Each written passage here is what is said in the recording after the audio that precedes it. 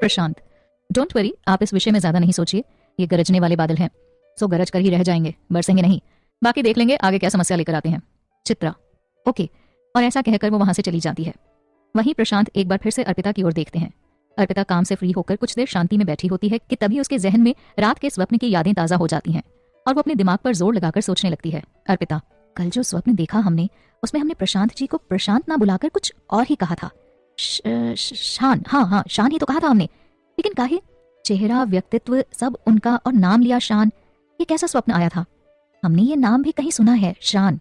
कहाँ सुना है हमने? किसी सोशल साइट्स पर सुना है शायद। कौन सी साइट्स? शायद वही एकमात्र जो हम उपयोग करते हैं। हमें देखना होगा। श्रुति, तुम्हारा फोन कहाँ है? अर्पिता ने अपनी सोच से बाहर आते हुए पूछा। श्रुति, फोन पर्स में पड़ा है। अब ऑफिस में है तो सिर्फ लंच में ही अलाउड है फोन, इसलिए निकाला ही नहीं। अर्पिता, ठीक है, कहकर वो वहीं खाली पड़े पेपर्स में एक नोट लिखती है और उसे अपने पर्स में लिखकर रख देती है और सोचती है, शान, बस इसी नाम से पुकारेंगे हम आपको, हम यानी अर्पिता। इधर प्रशांत के पास रवीश का कॉल आता है। प्रशांत, हाँ रवीश, कहो, कैसे याद आई भाई? रवीश, भाई कोई मिस्टर खन्ना है जो तुमसे एक बार मिलना चाहते हैं। मिस्टर खन्ना? लेकिन मैं किसी मिस्टर खन्ना को नहीं जानता हूँ। वैसे ये किस संबंध में मिलना चाहते हैं? रवीश, अब ये तो मुझे नहीं पता, एक बार मिल लो तुम। प्रशांत, कोशिश करता हूँ, तुम उन्हें एकेडमी में आने के लिए बोल देना, वहीं मिल सकता हूँ उनसे, अलग से मिलने के लिए समय नहीं है। ठीक है, मैं बोल दूंगा उन्हें, रखता हूँ, बाय कहकर रवीश ने कॉल कट कर दी। प्रशांत विंडो से एक बार फिर अप्पू को देखने लगते हैं। देखते हुए वो सोचते हैं, लगता है अर्पिता अपना काम खत्म कर चुकी है, तभी दोनों फ्री बैठी हैं, तो क्यों ना थोड़ा बहुत परेशान किया जाए और काम देकर। इतने में वो बेल बजाकर नीलम को बुलाते हैं। नीलम, आपने मुझे बुलाया? जी, अब ये बताओ मैंने तुम्हें यहाँ पर क्यों अपॉइंट किया है? नीलम, काम के लिए सर। प्रशांत, किस तरह के काम के लिए? नीलम, आपकी असिस्टेंट कम सहायक मैनेजर सर, जो आपकी रिपोर्ट रखती है, क्या करना है, किससे, कब और क्या काम देना है। प्रशांत, गुड, यानी याद है तुम्हें। नीलम, सर क्या मुझसे कोई गलती हो गई? समझ गई तुम, तो अब जरा सामने वाले केबिन में देखने का कष्ट करें। वर्किंग आवर में वो दोनों नई एम्प्लॉय बैठकर बातें कर रही हैं और आप एक बार भी उनके पास नहीं गई। मैं जान सकता हूँ क्यों? सॉरी सर, मैं मिस्टर तलवार के बारे में जानकारी कलेक्ट कर रही थी, मैं अभी जाकर उन्हें दूसरा काम समझा कर आती हूँ। बेहतर रहेगा, और उन्हें काम समझाने के बाद जो फाइल उन्होंने तैयार की है वो मुझे मेल कर देना, मैं इनके काम को तो चेक कर लूँ। नीलम, श्योर सर, और इतना कहकर वो वहां से चली जाती है। नीलम अर्पिता से, तो काम पूरा कर लिया आप दोनों ने? जी मैम, जितना आपने बताया उतना कर लिया, अर्पिता ने जवाब दिया। नीलम, गुड, काम हो गया तो इसका मतलब ये नहीं है कि दोनों बैठकर बातों में लग जाओ। याद रखना आपका केबिन बिल्कुल बॉस के केबिन के सामने है और उनकी नजर क्षण प्रतिक्षण आप दोनों पर है। अर्पिता, जी हम याद रखेंगे, अब आप हमें अगला काम बता दीजिए। ओके, बताती हूँ, कहकर नीलम कंप्यूटर पर कुछ टाइप कर अर्पिता से कहती है, ये लिस्ट है, एक बार नजर डालकर फाइल से मैच कर लीजिए और जब काम हो जाए तो मुझे बताना, मैं देख लूंगी। और अर्पिता की तैयार की हुई फाइल प्रशांत को मेल कर देती है। Okay, continue. जी अवश्य, अर्पिता ने फाइल खोलते हुए कहा और नीलम वहां से चली जाती है। नीलम के जाने के बाद श्रुति अर्पिता से कहती है, कुछ ज्यादा ही बोलती है ये, अरे काम करके ही तो बातें कर रहे थे, ऐसा तो नहीं था कि फ्री होकर बैठे थे, कुछ ज्यादा ही टफ मिजाजी है ये भाई। मेरा मतलब बॉस। कोई नहीं, हमें इससे क्या लेना, हमारे लिए तो काम पहले है, वो हमें करना है, क्योंकि उसी के तो पैसे मिलेंगे, समझी? अर्पिता ने श्रुति से कहा। हम समझ गई अप्पू, श्रुति ने कहा। इतने में लंच टाइम हो जाता है तो एक बार फिर अर्पिता, सात्विक और श्रुति तीनों बैठ लंच करने लगते हैं। सात्विक, अर्पिता जी कल शाम से एक बात मेरे मन में उछल रही है, कहो तो पूछूं? सात्विक की बात सुन अर्पिता ने सवालिया नजरों से सात्विक की ओर देखा और बोली, आप सबकी प्रॉब्लम ही बड़ी अजीब है। नहीं, अरे जब कुछ पूछना है तो सीधे पूछ लो ना, इतना सोचने की क्या जरूरत है? अर्पिता ने थोड़ा तुनकते हुए कहा। सात्विक, वो मुझे ये पूछना था कि तुम्हें श्रुति के घर घूंघट डालने की क्या जरूरत पड़ गई, और श्रुति ने ये क्यों कहा कि घूंघट में मेरी पत्नी है आशी, काहे, और ये आशी का क्या चक्कर है, और मुझे ही बलि का बकरा काहे बनाया? सात्विक की बात सुन श्रुति कहती है, ये सब मेरी बेवकूफी थी, सॉरी, बस बात इतनी ही थी कि भाई के साथ प्रैंक करना चाहते थे हम, तो मैंने ये प्लान बनाया, इससे ज्यादा कुछ नहीं। सात्विक, सच में श्रुति यही बात थी ना? हाँ यही बात थी। सात्विक, लेकिन न जाने क्यों मुझे तुम्हारी बात पर यकीन नहीं हो रहा। ये तुम्हारी प्रॉब्लम है, कहकर श्रुति हंसने लगी। सात्विक चुप हो जाता है और अर्पिता को देखने लगता है। उसे अपनी तरफ देखता हुआ पाकर अर्पिता कहती है, सात्विक जो हुआ उसे एक छोटी सी फन एक्टिविटी समझकर भूल जाओ, आगे से ऐसी नौबत नहीं आएगी, और उस बात को लेकर अगर कोई तुमसे पूछे तो कह देना आशी मेरी आश तोड़कर फुर हो गई, ठीक है? सात्विक हंसते हुए अच्छा ठीक है। इतने में लंच खत्म कर सभी वापस अपने काम में लग जाते हैं। प्रशांत भी एक के बाद एक मीटिंग अटेंड कर फ्री हो जाते हैं। प्रशांत का फोन रिंग होता है जो मिस्टर खन्ना का होता है। हेलो प्रशांत, मिस्टर खन्ना, आप प्रशांत संगीत के अध्यापक बोल रहे हैं? प्रशांत, आपको कोई गलतफहमी हो गई है, मैं कोई संगीत का अध्यापक नहीं हूँ, मैं तो बस एक बिजनेसमैन हूँ। मिस्टर खन्ना, ऐसा कैसे हो सकता है? रवीश ने तो मुझे यही नंबर दिया था, बोल रहा था कि शाम को 4 बजे इसी नंबर पर फोन कर लेना। कहीं आप मिस्टर खन्ना तो नहीं बोल रहे हैं? प्रशांत ने पूछा। जी, फोन की दूसरी तरफ से मिस्टर खन्ना बोले। ओके मिस्टर खन्ना, फिर आप शाम 6 बजे मुझे एकेडमी में मिलना। अभी के लिए क्षमा, मैं जरा व्यस्त हूँ, कहते हुए प्रशांत फोन रख देते हैं और बाइक की चाबी उठा फुर्ती से बाहर निकल जाते हैं। बाहर अर्पिता खड़ी उनका इंतजार कर रही होती है। उन्हें देख वो घड़ी देखती है और उनके पास जाकर कहती है, पूरे 5 मिनट लेट? हाँ, अब इतना तो ऊपर नीचे होता है, आज लेट तो कल जल्दी आ जाऊंगा, प्रशांत ने कहा। और जिसे सुनते ही अर्पिता बाइक पर बैठ जाती है और प्रशांत शोरगुल से दूर सड़क पर बाइक दौड़ा देते हैं। ये शांति कुछ पलों की ही होती है और कुछ ही मिनट बाद दोनों शोरगुल भरे हाईवे पर आ जाते हैं। रास्ते में निकलते हुए अर्पिता की नजर एक बर्गर शॉप पर पड़ती है, जिसे देख वो कुछ याद कर मुस्कुराती है। और उसकी इस मुस्कान पर प्रशांत की नजर पड़ती है तो वो एक बार पीछे मुड़ देखते हैं और फिर से राइट पर ध्यान देने लगते हैं। घर के सामने पहुंच वो बाइक रोकते हैं तो अर्पिता उतरकर अंदर चली जाती है। प्रशांत वहीं से वापस ऑफिस के लिए निकल जाते हैं। रास्ते में वो उसी शॉप पर जाकर बाइक रोकते हैं। बाद वो घड़ी देखती है और बैग उठाकर एकेडमी के लिए निकल जाती है। उधर उसके निकलने के बाद प्रशांत श्रुति को लेकर घर आ जाते हैं। श्रुति के हाथ में एक बड़ा सा प्रशांत, भाई 10 मिनट के अंदर एक ऑर्डर प्लेस करना है, हो जाएगा या नहीं? जी, ये निर्भर करता है आपके द्वारा बताई हुई जगह पर, वहां मौजूद व्यक्ति ने उत्तर दिया। प्रशांत, जहां पहुंचाना है वो जगह यहाँ से ज्यादा दूर नहीं है, मैं एड्रेस देता हूँ, कहकर वो एड्रेस बता देते हैं। यस सर, हो जाएगा, आप ऑर्डर प्लेस कर दीजिए। प्रशांत, ओके, फिर नोट कीजिए, 2 चीज burger without onion with extra sauce, 1 cold coffee. ये पूरा ऑर्डर अर्पिता व्यास तक पहुंचना है। और हाँ, ये चिट ऑर्डर प्लेस करने से पहले उन्हें देना है, ठीक है? प्रशांत ने एक सफेद चिट आगे बढ़ाते हुए कहा। ओके सर, व्यक्ति ने कहा तो प्रशांत पेटीएम कर ऑफिस के लिए निकल जाते हैं। वहीं अर्पिता प्रशांत की दी हुई की से लॉक खोलकर कुछ देर रेस्ट करने लगती है। उसे हल्की सी भूख का एहसास होता है और वो कुछ बनाने का सोचती है कि तभी नीचे बेल बजती है। मकान मालिकिन दरवाजा खोलती है। आप अर्पिता व्यास हैं? डिलीवरी बॉय ने मकान मालिकिन से पूछा। मकान मालिकिन बोली, नहीं, मैं अभी बुलाती हूँ, कहकर वो अर्पिता को आवाज लगाती है। अर्पिता, जरा नीचे आइए, आपका ऑर्डर आ गया है। अर्पिता हैरानी से, ऑर्डर? भला हमने क्या ऑर्डर कर लिया? शायद प्रशांत जी ने कुछ मंगाया हो, देखते हैं, जाकर वो कहते हुए वो नीचे जाती है। आप अर्पिता व्यास? लड़के ने पूछा। जी। ओके, ये आपके लिए क्या है? वो चिट। जी। ओके, ये आपके लिए, कहकर वो सफेद चिट निकाल अर्पिता को देता है। अर्पिता असमंजस की स्थिति में उसे पढ़ती है। ये मेरी तरफ से तुम्हारे लिए, मेरे जन्म दिवस की भेंट। लिखावट देख वो समझ जाती है कि ये प्रशांत ने ही भेजा है। वो ऑर्डर ले लेती है और ऊपर चली जाती है। हॉल में पड़े हुए सोफे पर बैठ वो उसे खोलती है, जिसमें बर्गर देख वो खुशी से चौंक जाती है। क्या कहें हम अब आपसे प्रशांत जी, यूं बिना हमारे कहे समझ लेने की कला आम बात नहीं होती। सच ही कहा है किसी ने, रूह को समझना भी जरूरी, महज हाथों को थामना साथ नहीं होता। कब कैसे आप हमें समझने लगे हैं, ये बात हम खुद नहीं समझ पाए। बस इतना पता है हमें कि जैसे भोर की रश्मि रात्रि के अंधकार को दूर करती है, कुछ वैसे ही आप हमारे लिए हैं शान। वो जिसने हमारा तब साथ दिया जब हम हर ओर से नाउम्मीद थे, तब जब हमें सहारे की सबसे ज्यादा आवश्यकता महसूस हुई थी। हमें तो आपकी इस परवाह से भी इश्क हो गया है शान, इतना कि हमारे सारे अल्फाज भी कम पड़ गए हैं इसे अल्फाजों में ढालने के लिए। अब तो हम जताने से भी डरने लगे हैं, क्योंकि सुना है इश्क नाम के पंछी को जमाने की नजर बड़ी जल्दी लगती है, और पंछी घायल हो ऐसे गिरता है, या तो वो तर जाता है या वो मर जाता है। वो प्लेट लेने रसोई में जाती है तो उसे नोटबुक दिख जाती है। उसे उठाकर वो उसमें चंद लाइन लिखती है और बाहर आकर हेलमेट रखने वाली जगह पर वो चिट दबाकर रख देती है। वापस सोफे पर आ वो टेबल पर रखा बर्गर फिनिश करती है और कोल्ड कॉफी ले जाकर फ्रिज में रखाती है। कुछ देर रेस्ट करने के बाद वो घड़ी देखती है और बैग उठाकर एकेडमी के लिए निकल जाती है। उधर उसके निकलने के बाद प्रशांत श्रुति को लेकर घर आ जाते हैं। श्रुति के हाथ में एक बड़ा सा पैक्ड खाने का पार्सल होता है जो प्रशांत ने सबके लिए कराया है। अब हमारे प्रशांत जी सेल्फिश थोड़ी है जो केवल अर्पिता के लिए ही ऑर्डर प्लेस करेंगे। प्रशांत अंदर आते हैं और हेलमेट अपनी जगह रखते हैं, जहां नोट देख वो मुस्कुराते हुए उठाते हैं। जैसे भोर की रश्मि रात्रि के अंधकार को दूर करती है, कुछ वैसे ही आप हमारे लिए हैं शान। शान नाम पढ़कर प्रशांत चौंके और बोले, अप्पू, तो तुमने पता लगा ही लिया मेरी सीक्रेट पहचान के बारे में। वेरी इंटरेस्टिंग, लेकिन पता लगाया तो कैसे?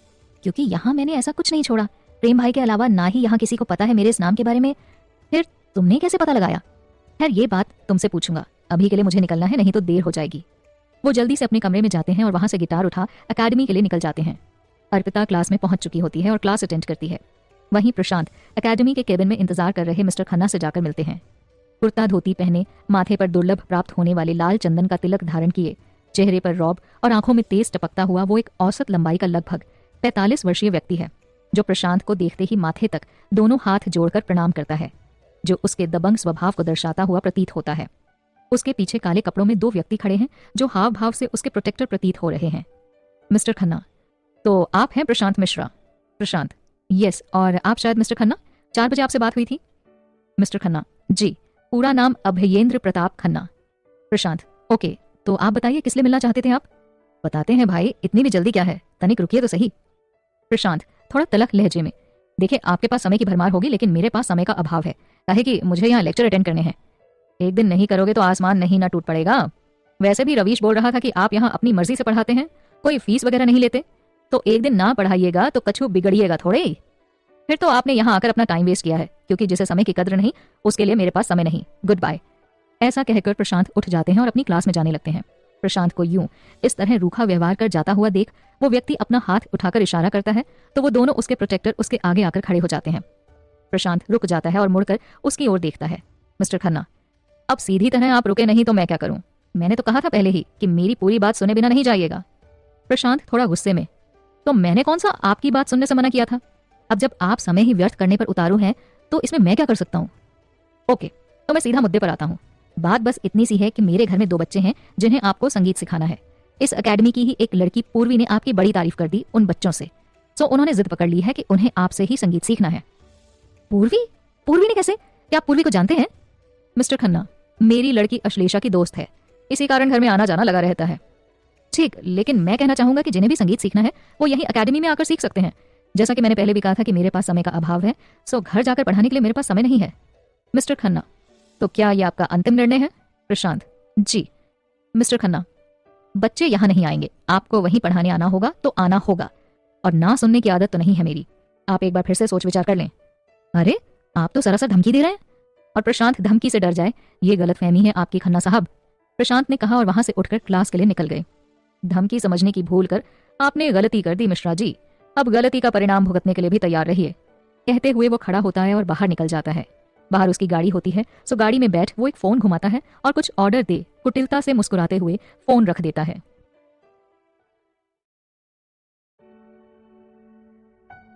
प्रशांत और अर्पिता दोनों ही पूरे मनोयोग से क्लास ले रहे हैं।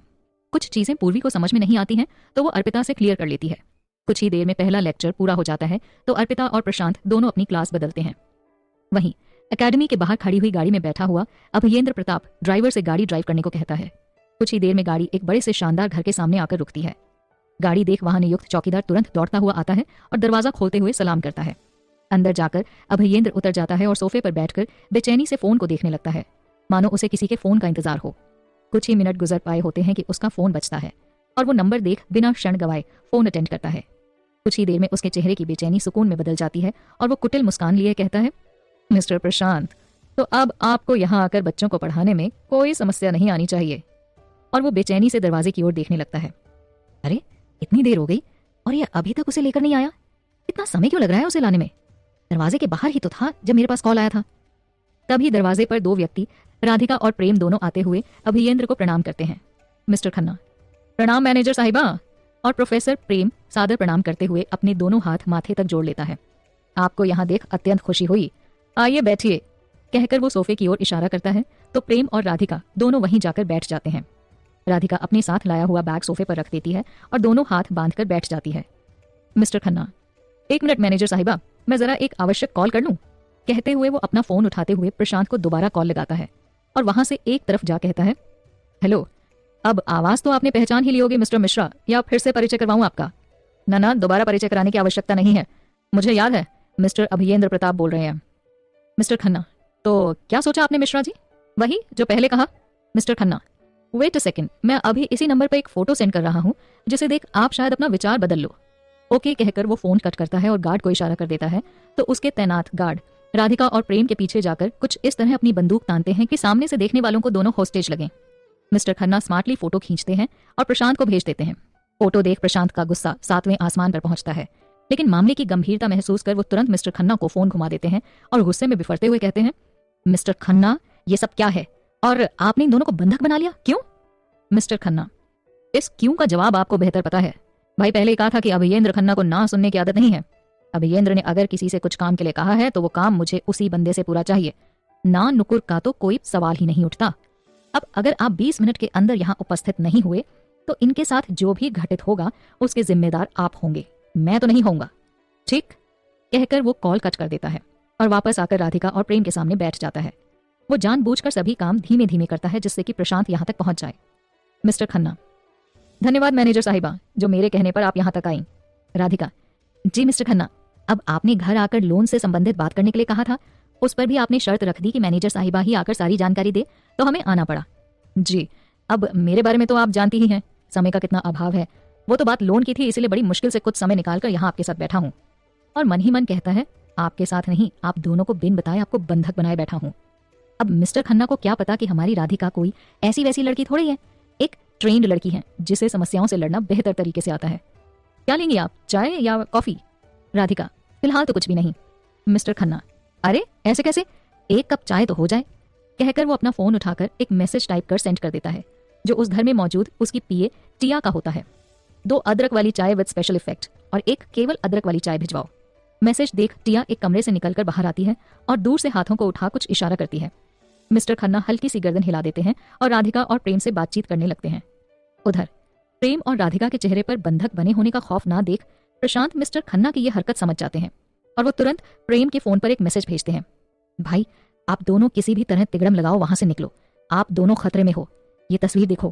कहकर वो खन्ना की कुछ देर पहले की भेजी हुई तस्वीर सोशल साइट्स के जरिए भेज देता है। मैसेज पढ़ प्रेम जी मन ही मन शॉक्ड हो जाते हैं, लेकिन अपने चेहरे के भावों को बिन बदले वो अपना फोन राधिका की ओर बढ़ाते हैं। राधिका फोन से मैसेज पढ़ती है और उस पर एक मैसेज लिख वो मैसेज प्रशांत को भेज बिना कुछ रिएक्ट किए प्रेम को फोन वापस कर देती है और सामान्य तरीके से बातचीत करने लगती है। मिस्टर खन्ना मन ही मन कहते हैं, लगता है उसने इन दोनों को फोन पर कुछ तो कहा है, तभी ये दोनों फोन खेलने लग गए हैं। लेकिन जानकर भी ये चुप क्यों बैठे हैं, ये बात समझ में नहीं आ रही, पता लगाना पड़ेगा। सोचते हुए वो कहते हैं, मिस्टर खन्ना, जब तक चाय नाश्ता आता है चलिए, तब तक मैं आपको जमीन दिखा देता हूँ। वहीं एकेडमी में प्रशांत राधु का मैसेज पढ़ लेता है, हमें नहीं लगता कि यहाँ से ये लोग हमें निकलने देंगे, क्योंकि कोई किसी को बिना मतलब के बंधक तो नहीं बनाता। लेकिन आप चिंता ना कीजिए, आज अगर इसने कुछ भी गड़बड़ की तो ये समझिए इसका स्टिंग ऑपरेशन ही कर देंगे हम। हाँ भाभी, ये बात तो सही है, आखिर आप तो आप ही हो। इसका अर्थ हुआ मुझे वहां पहुंचना चाहिए आपके कारनामे देखने के लिए। लेकिन अप्पू, उसे क्या कहूं कि मैं कहाँ जा रहा हूँ?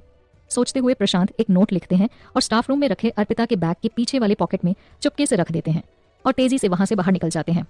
इधर मिस्टर खन्ना के घर राधु मिस्टर खन्ना से कहती हैं, राधु, अरे सर आप भी कहाँ फॉर्मेलिटी में पड़े हुए हैं, अब आपका तो इतना नाम है, आप बस फाइल ही दिखा दीजिए, बाकी क्या कैसे करना है हम देख लेंगे। कहते हुए वो वहां से जाने का विचार टालने की कोशिश करती है। मिस्टर खन्ना आगे कुछ कहते कि तब तक वहां चाय आ जाती है, जिसे देख राधिका एक पल को घबराकर प्रेम की ओर देखती है। प्रेम राधु का हाथ पकड़ता है और दूसरा हाथ ऊपर रख हौले से दबाता है, जिसे महसूस कर राधिका खुद को संयत कर मिस्टर खन्ना की ओर देखने लगती है, जो उन दोनों को ही देख रहा है। वो इन्हें चाय की महक से ही परेशानी होने लगती है। अब इस अवस्था में कौन सी चीज भली लगे कौन सी बुरी, कुछ कहा नहीं जा सकता ना, इन्हें तो भाभी ही संभाल पाती हैं, तभी तो हम चाय कॉफी के लिए मना कर रहे थे। प्रेम ने अपनी बात घुमाते हुए मिस्टर खन्ना से कहा, और प्रेम की बात सुन मिस्टर खन्ना मन ही मन खिसियाया और चेहरे पर मजबूरी में मुस्कुराहट रखे कहता है, अब इस बारे में मैं क्या कहूँ, ये तो मेरी पत्नी ही बेहतर समझ सकती है, आखिर 2 बच्चों की माँ है वो। उसकी बात सुन प्रेम मुस्कुरा भर देता है। वहीं राधिका प्रेम की ओर देख अपनी पलकें झपका आभार व्यक्त करती है और ये देख प्रेम थम्स अप का चुपके से इशारा करता है। मिस्टर खन्ना मन ही मन कहता है, अगर अगले 10 मिनट में प्रशांत यहाँ नहीं पहुंचा तो मजबूरन मुझे अपनी इंटेंशन इनके सामने लानी पड़ेगी, जो मैं करना नहीं चाहता। अब आखिर मैं लखनऊ वासी हूँ, अदब और तहजीब तो मेरे खून में है, बेवजह किसी को तकलीफ काहे दूं? और इन्हें रोकने के लिए अब कोई उचित बहाना भी नहीं है। कि तभी उसके दिमाग में विचार आता है और वो अपना फोन निकालकर फिर से अपनी टिया को एक मैसेज भेजता है, जो कुछ यूं होता है, पंछी उड़ना चाहता है, उड़ान रोकने का सामान और दाना लेकर हॉल में पहुंचो। मैसेज को समझ वो एक छोटा सा बॉक्स लेकर आती है और अभियेंद्र को देते हुए कहती है, सॉरी बॉस, वो मुझे आने में टाइम लग गया, लेकिन आज पूरा पेमेंट मिल ही गया, आप एक बार देख लीजिए। अरे टिया, तुम बिल्कुल सही समय पर आई हो, अब जब मैनेजर साहिबा यहाँ है तो मुझे घंटे भर देखने की क्या जरूरत है, इनका तो डेली का वास्ता पड़ता होगा कैश से, ये तो वजन से ही बता देंगी कितना होगा, क्यों मैनेजर साहिबा? कहते हुए वो बॉक्स खोलकर राधिका के सामने कर देता है। राधिका 2 सेकंड में उसके मंसूबे पहचान लेती है और बातें बदलते हुए कहती है, अरे सर, हम यहाँ फाइलों के पन्ने देखने आए हैं, कैश काउंट करने के लिए नहीं, और ये काम हमारे प्रोफेशन का हिस्सा नहीं है, सो इसके लिए हम करबद्ध क्षमा प्रार्थी हैं। क्योंकि ये सभी व्यक्ति लखनऊ की रूमानी तहजीब का हिस्सा है, तो अपनी बात भी तहजीब के दायरे में ही रहकर रखेंगे। यही काम इस समय अभियेंद्र बाबू कर रहे हैं। वो हमारी राधु और प्रेम को बंधक भी बनाए हुए हैं और उनसे अभद्रता से पेश भी नहीं आना चाहते। मिस्टर खन्ना, अरे मैनेजर साहिबा, एक बार तो देख लीजिए। कहते हुए वो बॉक्स राधु के बिल्कुल सामने कर देता है, जिससे मौके का फायदा उठा टिया कुछ इस एंगल से फोटो क्लिक करती है कि राधिका और वो बॉक्स के फोटो साफ साफ नजर आए। राधिका सब समझ रही है, लेकिन फिर भी अनजान बनते हुए बिहेव कर रही है। उसे इस बात की बिल्कुल फिक्र नहीं है कि इस क्लिप के उपयोग से क्या हो सकता है। तब तक प्रशांत वहां पहुंच जाते हैं और प्रशांत को देख वो मुस्कुराता है और कहता है, अरे मिस्टर मिश्रा, आप आ गए, आइए आइए। मैं अभी कुछ क्षण पहले सोच ही रहा था कि अब तक आप आए क्यों नहीं। और अनजान बनते हुए वो प्रेम और राधिका से कहता है, मिस्टर प्रेम, इनसे मिलिए, ये है मिश्रा साहब, नाम है इनका प्रशांत। प्रशांत, सो मिस्टर खन्ना, अब तो मैं आ ही गया हूं ना, तो प्लीज। या श्योर। और राधिका की ओर मुखातिब वो कहता है, मैनेजर साहिबा, फाइल कल सुबह आपके ऑफिस पहुंचने तक आपकी टेबल पर होगी। आपका इतना समय व्यर्थ हुआ उसके लिए सॉरी। राधिका सब समझकर अनजान बन कहती है, ये आपको पहले ही बता देना चाहिए। आप जानते हैं ये हमारे वर्किंग टाइम से इतर आपके लिए निकाला गया समय था। आपके कारण हमारे पूरे 30 मिनट व्यर्थ होंगे। आपके व्यवहार से लग रहा है कि आपके लिए समय की कोई कीमत नहीं है ना। राधिका बिना उसके जवाब का इंतजार किए वहां से चली जाती है। प्रेम उसके साथ ही होता है और उनके जाते ही प्रशांत खन्ना से कहते हैं, ये आपने बेहद घृणित तरीका अपनाया है किसी से अपनी बात मनवाने का। ये सुन मिस्टर खन्ना हंसते हुए कहता है, साम दाम दंड भेद, इन 4 शब्दों का नाम तो बखूबी सुना होगा आपने मिश्रा जी।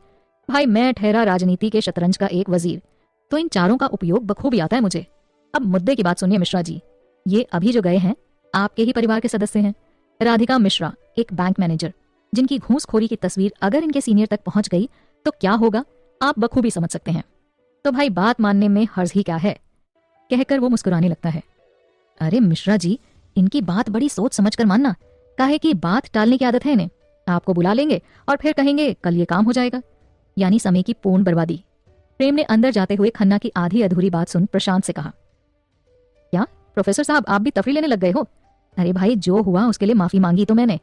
खन्ना ने मजबूरन मुस्कुराते हुए प्रेम से कहा, ओके कोई नहीं, वो मुझे यहाँ वापस आना पड़ा काहे कि मैनेजर साहिबा का कैरी बैग यहाँ रह गया था, तो बस वही लेने आया हूँ। कहते हुए प्रेम वो बैग उठा लेता है और प्रशांत की ओर थम्स अप दिखाकर इशारा कर वहां से चला आता है। प्रशांत, हो गया आपका? अब मेरी सुनो, ये जो अभी अभी यहाँ से गई है ना, इन्हें एक अबला नारी समझने की गलती मत करना। वो प्रेग्नेंट है, बेअकल नहीं, जो आपकी चारों ओर हो रही तारीफ सुन यूं ही आपसे मिलने चली आएंगी। अब अगर फिर से आपने कोई ओछी हरकत की ना, तो आपकी तारीफों में कितने पुल बनेंगे आप सोच भी नहीं पाएंगे। ठीक है, मैं अब निकलता हूँ, गुड नाइट। और बेचैनी से मेरी बातें सोचते सोचते सोइएगा। ऐसा कहकर वो हंसते हुए वहां से निकल जाता है। मिस्टर खन्ना उसकी बातों का अर्थ समझ नहीं पाता है, तो वो अपने 2 गार्ड्स को प्रशांत को रोकने का इशारा देता है और टिया की ओर कुछ इशारा करता है। इशारा पाकर टिया आगे आती है और प्रशांत के आगे एक फोटो रख देती है, जिसे देख प्रशांत हंसता है और कहता है, अगर मैं 20 मिनट के अंदर अपने घर नहीं पहुंचा तो फिर आप सवालों के घेरे में आ जाएंगे मिस्टर खन्ना। और इसे कोरी धमकी ना समझना, काहे कि मैं गरजता नहीं, सिर्फ बरसता हूं, कभी प्यार से तो कभी तकरार से। ऐसा कहकर प्रशांत वहां से निकल जाते हैं।